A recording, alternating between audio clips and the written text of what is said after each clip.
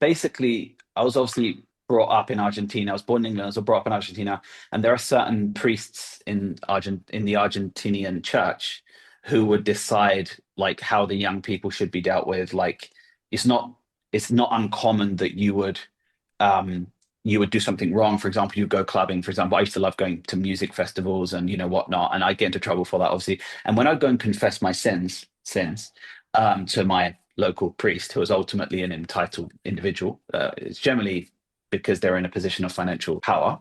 They would tell you that if you kept overstepping the line, you would have to be sent somewhere to kind of be cleansed.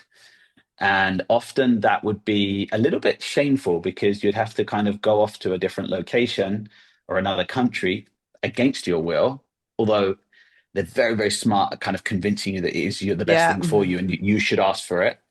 And then when you get there, you kind of have to tell your story to everyone and you kind of have to hang your head in shame and like, you got to do the right thing. And they're kind of watching every move to see if you're going to, talk to a girl or like, go to a bar and you're kind of put on the spotlight or on the test. And ultimately, if that doesn't work, that would generally end in you being restricted from your family and kind of, in a position of either like they would call it shut up or withdrawn from. I never got withdrawn from because I left before they withdrew from me. But I did go through a point when I didn't want to go to Australia. I pleaded with my brother. I said, I don't want to go.